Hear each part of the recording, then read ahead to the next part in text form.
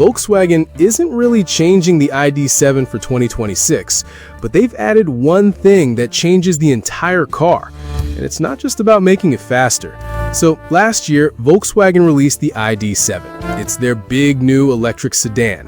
For 2026, the car is basically the same. No major redesign, no big new look. But the big story is the arrival of a new model called the ID.7 GTX. This is the version people have been waiting for. Before, the ID.7 had a small problem for some buyers. It was only rear-wheel drive. That's fine for many places, but if you live where it snows or rains a lot, you probably want all-wheel drive. Plus, a lot of electric car buyers want that super quick, push-you-back-in-your-seat feeling. The original ID.7 was smooth, but it wasn't a rocket ship. The new GTX model fixes both of those things. So let's break down what you get. First, you have the standard ID.7, which is called the Pro or Pro S.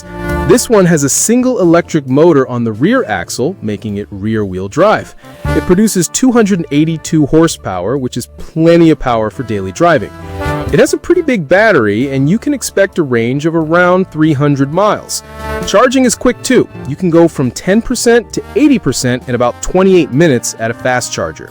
So that's the base model. Now, let's talk about the new one, the ID.7 GTX. This is the big deal for 2026. The GTX adds a second motor to the front axle. That means you get a powerful dual-motor all-wheel drive system. The total power jumps up to 335 horsepower. This makes it the most powerful ID.7 you can buy. But VW didn't just add power and call it a day. They also improved the handling. It has a sportier suspension and better steering to make it feel more agile in the corners. The battery is the same as the standard model, but because it's heavier and more powerful, the range will be a little less. Expect something around 270 to 280 miles, which is still very good. The outside of the car looks super sleek. It has this fastback design where the roof just flows down to the back. This shape is not just for looks, it's incredibly aerodynamic.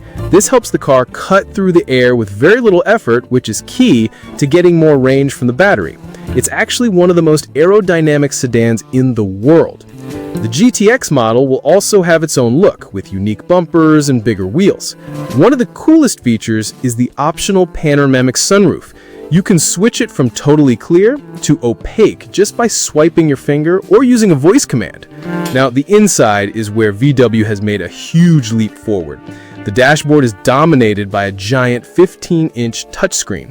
VW's old infotainment systems were a bit slow and confusing, but this new one is much faster and easier to use. They listen to feedback.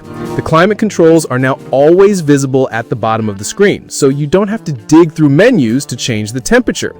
But the real game changer is the head-up display. It's a standard feature on all ID.7 models.